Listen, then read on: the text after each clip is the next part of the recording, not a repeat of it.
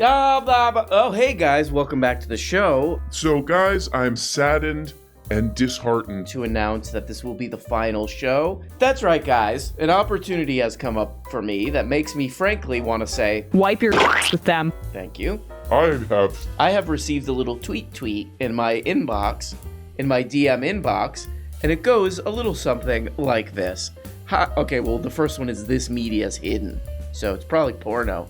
It's probably a porno selfie that somebody sent me. Hi, my friend. How are you doing? Lately, it's hard to earn profit from buying and selling coins in the cryptocurrency market. Oh, tell me about it.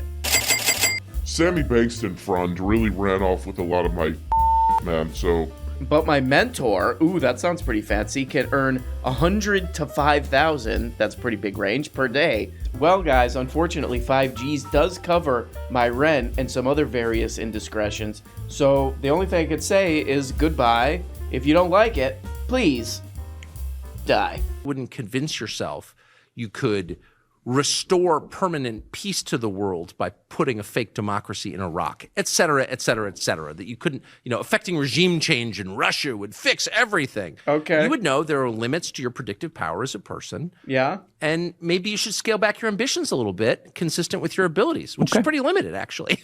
The same people that wanted to bomb Baghdad now want to blitzkrieg a female's body to change their nature from female to male. It's the same thing. We are going to impose our will on what is to what we think. 100%. We're in charge of nature. Yes. Okay. And I, on one level, I find it kind of poignant, sort of sad almost. Like, no, I'm in charge. No, I'm in charge. No, I'm in charge. Tuck Carlson has honed his skill as a sort of a bullshit artist. He's very good at just, saying things that sound smart, but if you really look into them or break them apart, you're like, oh, this guy's an absolute moron, and he's just filling time. Chuck Kirk, on the other hand, just seems like, did somebody lose their child or something? Why is Tucker Carlson, is that his son? The same people that wanted to bomb Baghdad now want to blitzkrieg a female's body to change their nature from female to male. It's the same thing. No, I'm in charge. The same people who wanted to bomb Baghdad, so he's talking about the Iraq War, those same people want to do transgenderism, I guess, is what he's saying. Jorge W. Bush, Dick Cheney, Donald Rumsfeld, all these guys. But no, it's cool because Chuck Kirk is like this different kind of outsider-y, he's against the establishment. He's a Trump guy. And of course, Donnie Trump. Bye. He was out there protesting, Donnie Trump, protesting when the Iraq War happened. Oh no, he was a big supporter of it, actually. He was a big supporter, and there's tons of documentation of him supporting the Iraq War. And then when he was running for president, he was like, I was actually against it. And totally forgettable in the scope of things. You're nothing. Wow. And that's just true. That's so we don't wise. want it to be true, but it is true. Oh. And so knowing that, you probably wouldn't imagine, you probably wouldn't convince yourself you could restore permanent peace to the world by putting a fake democracy in Iraq. Because Tucker Carlson fights the elites. Remember that, you morons. Tucker Carlson described Iraqis as, quote, semi-literate primitive monkeys in past comments made on the Bubba the Love Sponge radio show, according to a new audio recordings uncovered by Media Matters. The Fox News host also claimed Iraqis don't, quote, behave like human beings, and said he had zero sympathy for Iraqis or their culture during a May 2006 discussion. Oh, that's a pretty important time. Tucker Carlson's a really funny one, too, because just like Donald Trump with I oppose the Iraq War. And then it's dude, we have endless amounts. You're in the media all the time. We have endless amount of evidence that that's not true. It's the same with Tucker Carlson, where he's I'm sort of an outsider fighting against all kind of crap, fighting against the power structure and all this stuff, and talking in semi-Marxist language and all this. And it's you could literally look back to 7-8 years, and he's saying the exact opposite crap. And I mean it. I don't want to feel this way, but I actually hate this neoliberal movement or whatever this is, this anti-human movement that's sweeping the West right now. I think it's a threat to everything that I believe in. It's a threat to the well-being of my family, and I really feel hatred. Wow. I'm just being honest. And I really hate it. And oh, man, amazing. So this is guy who fights the power, Tucker Carlson, 3 minutes later, after saying how much he hates neoliberalism, here he is 3 minutes later. Check this out. The core promise is a chicken in every pot. How about this? If the Democrat, like, I got student loan forgiveness. Okay, good. I wasn't for it. No, I'm in charge. I hate neoliberalism. Also, I think student debt forgiveness is bad. Well, that's pretty neoliberal crap. I know, whatever. Who cares? Kiss my ass. Also, this is on Chuck Kirk's channel. This always makes me laugh. Chuck Kirk has 732,000 subscribers, all paid for by lunatic billionaires. You know what I mean? Chuck gets terrible views on YouTube. I get more views. I have like a fraction of Chuck's 732,000 subscribers. I get more views than Chuck.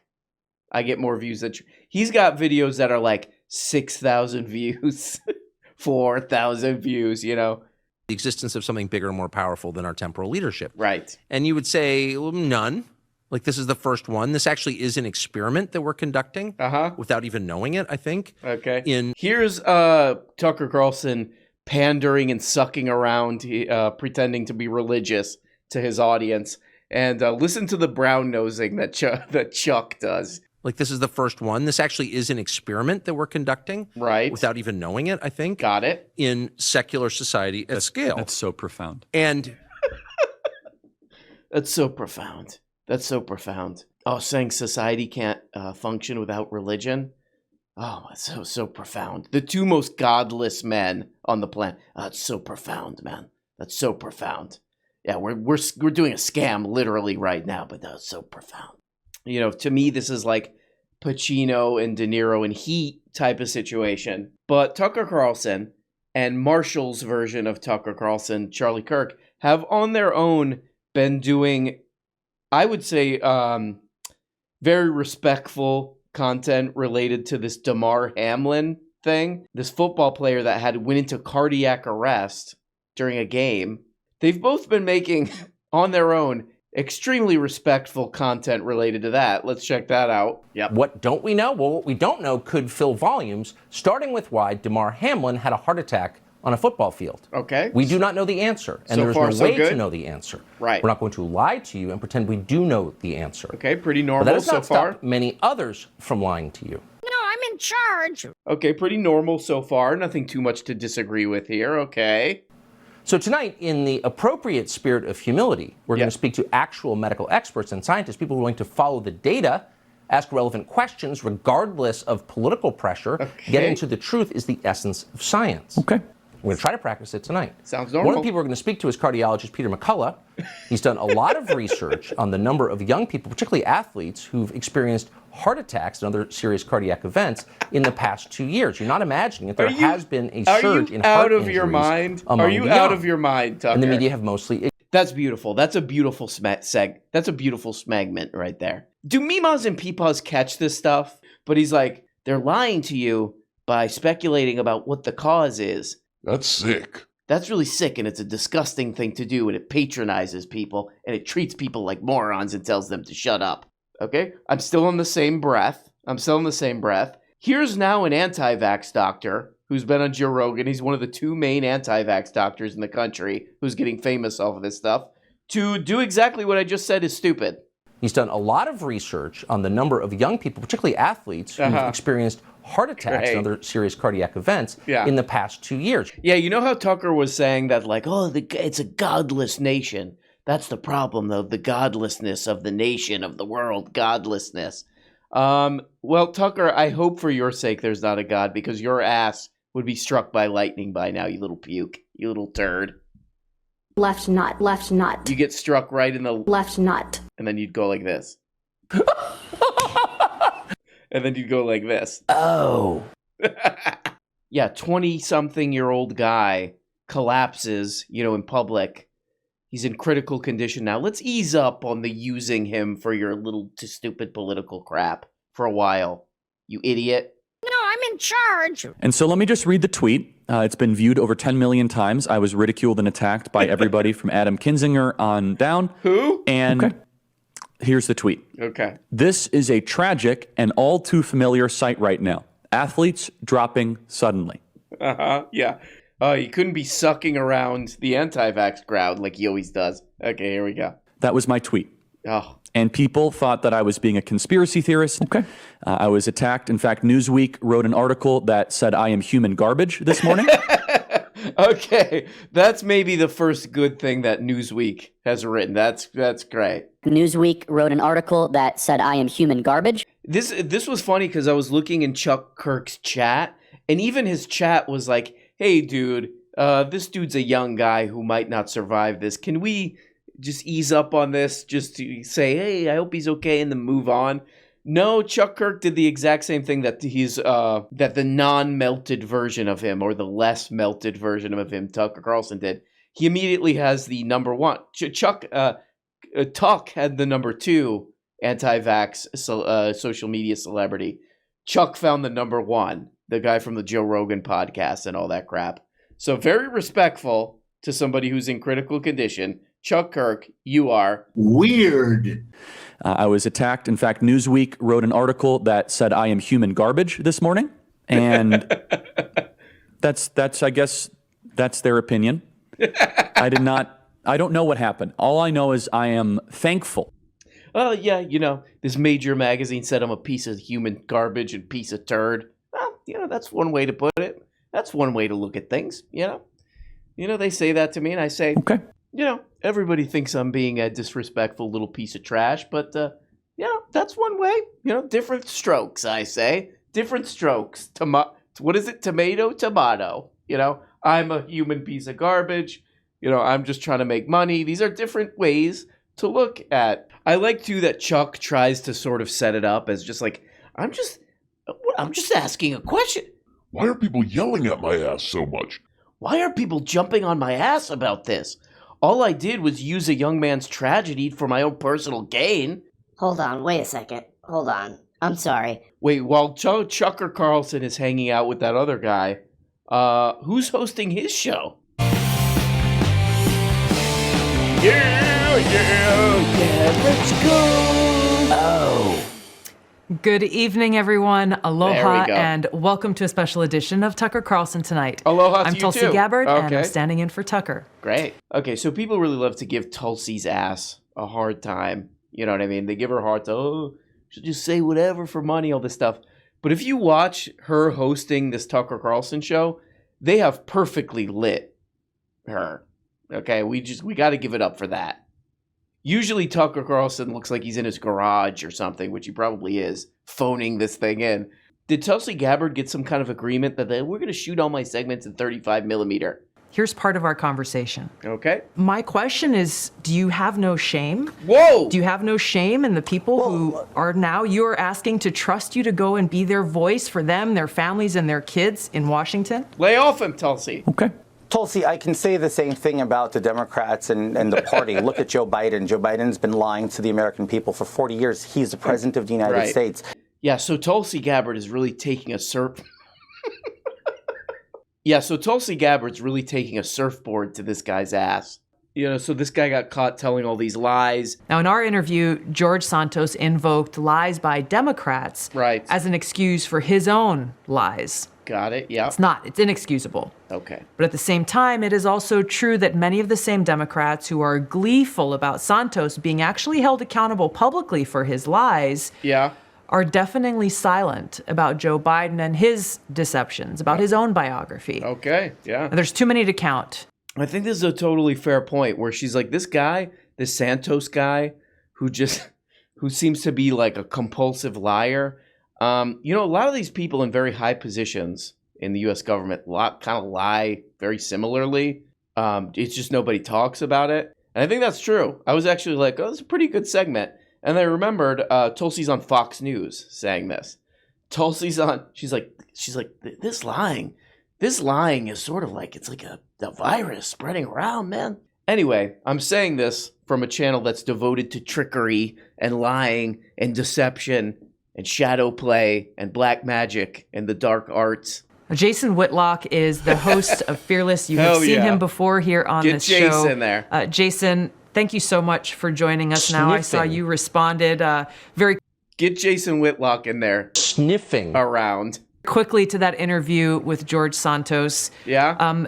How do you make of the fact that Washington is so quick to respond when it's politically convenient, but on these bigger issues that really threaten our democracy, they're nowhere to be found? I kind of expect it. It's par for the course.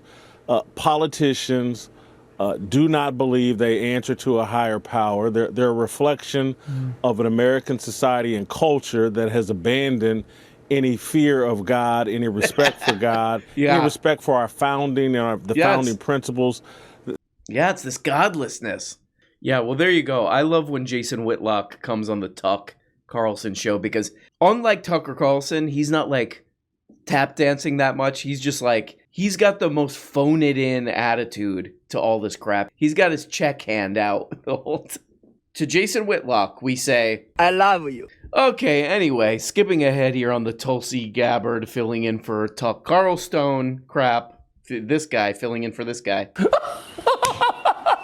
It can't get any weirder than what we just watched, right? Yeah, certainly not. Anyway. Now, you may have heard this catchy song about the Biden family that's going around the internet and the laptop from hell. The song is called Rudolph's Laptop, and here's part of it. Oh boy. Beat a kid at Walmart. You said nobody would ever know. Oh. Shame on Rudolph, what have you done? You imbecile. Shame on Rudolph, you thought you were invincible. I could say anti-Semitic things. That's. Watch this interview, okay? Tulsi Gabbard is going to try to pretend like all this is normal. This is amazing. Check this out. The song was written and performed by Ariel Pink and Winston Marshall, who are musicians and friends of this show. Ariel's doing fine. Now, Winston is the host of the podcast Marshall Matters on The Spectator. Yep. Ariel and Winston, thanks so much for joining us. How did you come up with this song? No. It wasn't planned. I just flew to UK to visit Winston, and we had a day in the studio, and I just thought we would drop a song for the holidays. So a little Christmas cheer. Yeah, thought it'd be a hoot. Okay. It's a magnetic feel to this interview. Our artists, you've had a different experience, and you're still struggling with it. Yeah, I mean, I'm struggling with it, but you know, they're out of the ashes come, you know, there's a rebirth of some sort. So hopefully there'll be some positive things. Maybe I'll be on some podcasts more often. I think maybe this is my future. There you go. Or maybe I'll do politics. I don't know. Well, I think you guys really on a positive. You guys you know, I'm kind of tempted to feel sorry for Ariel Pink, but I think he's probably happier than he's ever been. Because if you've ever watched interviews with him, he hates everybody. In fact, polar bear numbers seem to be the highest they've been in 6 decades. Okay. Now, Chris Horner has been on top of this. He's studied it. He's the New York Times bestselling author of Red Hot Lies, How Global Warming Alarmists Use Threats, Fraud, and Deception to Keep You Misinformed. Right. Now, he joins us now, Chris. Tell us what's really Okay, great. And then a climate change is fake segment. I'm tired of the establishment lying to everybody. Here's a climate change is fake segment now. Well, guys, there we go. A quick check-in with some wacky characters that we like to look in on, and we look at them and then we say, okay. We look them up and down and then we say, okay. Hope you're having a good week, you know what I mean? So that's great. And hope you guys are doing great. Love you so much. And now your moment of Zen. Thanks for taking the time to join us, Chris. It's great talking to you. Happy New Year. Happy New Year to you. The Bears are doing great. Good. Now, as this year ends, we have to ask. Oh, hey, guys. Guess what? You're not even getting the whole show. If you want every episode and a whole bunch of other subscribe on Patreon. Subscribe on Patreon for as little as 2 bones. Just click the stupid little link below the video in the comments. See, right there. There you go. Click it, and that, yep.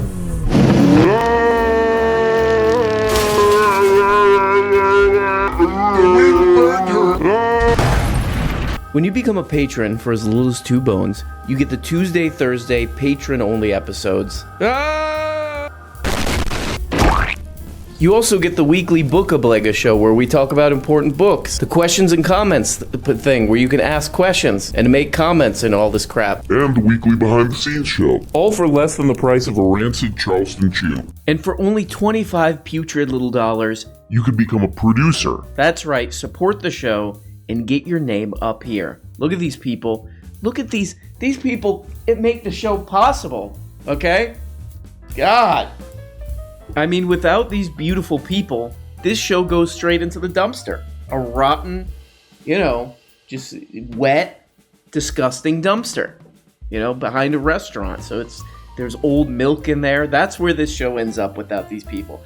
Is that what you want? Okay, I guess it's what you want. I'll just leave. Nope, it's done. It's too late. Okay? Here we go. Here's the dump truck. Here's the dump truck come to pick up the show. This is what would happen with no producers. Thank you.